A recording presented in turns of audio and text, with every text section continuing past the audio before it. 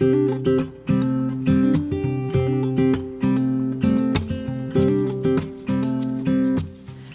going to show you how the induction hob works.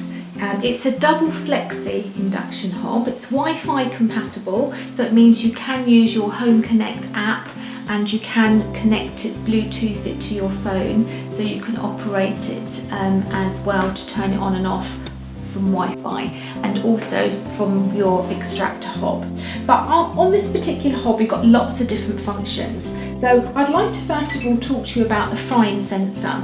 Now the frying sensor allows me to choose the right temperature for the type of food that I'm cooking. So if I'm going to fry an egg, I know that it's number 2. But if you follow in your instruction booklet, it will tell you what number it is for the different types of food that you're cooking. It is a higher number when you're deep fat frying. Now I've selected number 2.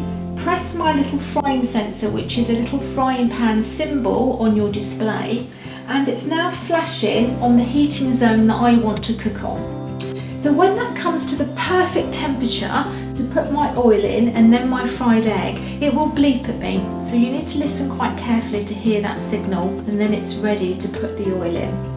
It will then cook the egg at the perfect temperature. It will not fluctuate, it will not go higher or lower, which means that you could walk away from that fried egg and it would cook perfectly.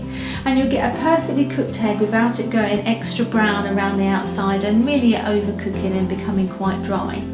So as soon as that signal alerts me, I'm going to pop my oil in. While we're waiting for that to signal, I'm going to show you the double flexi side.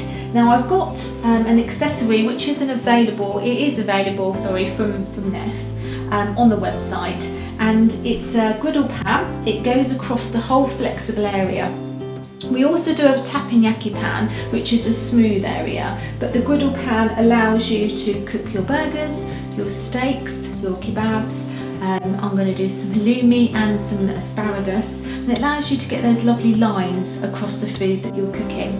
So it's very important that you add oil to your food rather than adding oil to the griddle pan. So did you hear that signal? So just stop in mid-flow now. I heard that signal. So I'm going to add my little bit of oil to my pan, and I'm going to put my egg in straight away because it's come to the correct temperature.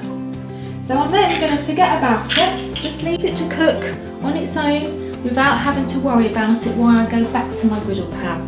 I was just about to say that you need to oil your food. Something like asparagus or a piece of steak, you need to gently oil it first rather than oiling the griddle pan. It helps to prevent it from sticking. So my cast iron griddle pan needs to come up to temperature quite high. So that needs to go up. I've already preheated. So I'm going to first of all join my griddle joining button. So it means that both heating zones are going to be joined together to use my whole flexible area. So I've already heated that to quite high temperature, so we didn't have to wait.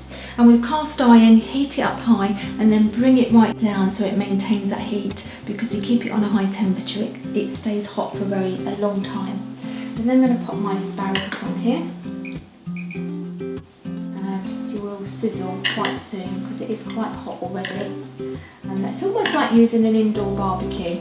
You'll find that in the winter, you still want the barbecue food like your kebabs and your burgers and your sausages. You can do them on your griddle.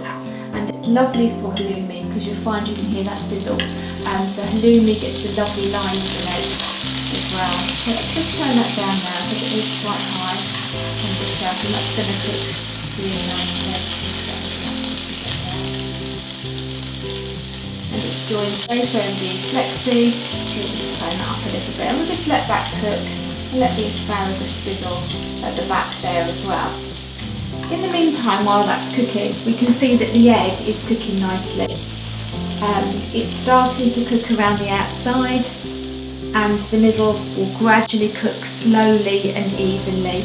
And it's not splattering and it's not overcooking, so it's perfectly safe, and you can really just forget about that.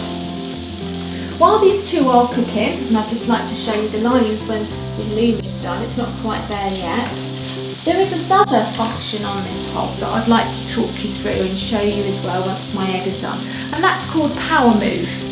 Now power power move allows you to start on a very high setting, like 9, for cooking your onion, or cooking something off very quickly in oil if you're doing a spaghetti bolognese or if you're making a soup.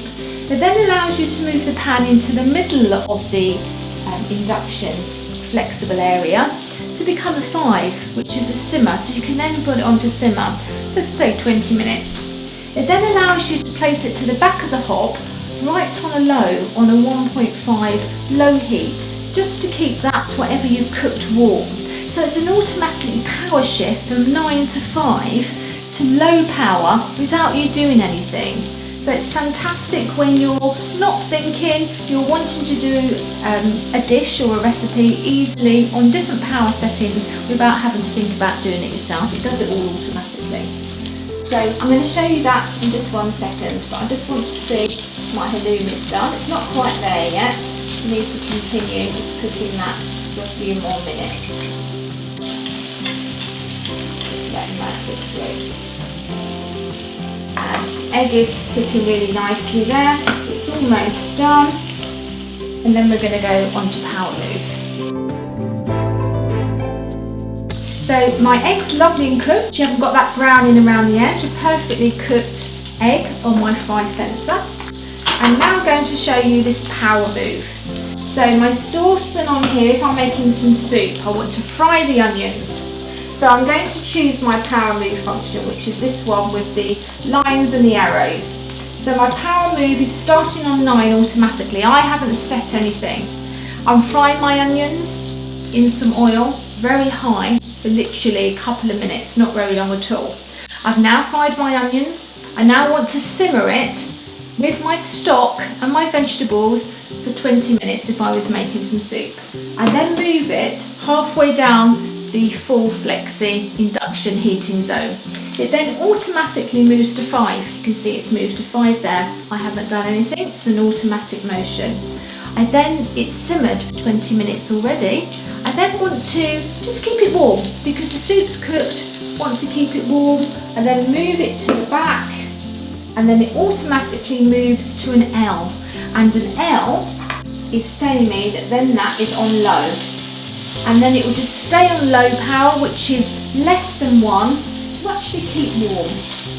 So that's my power move function, which is one of my favourites. I think that's a really lovely automatic function.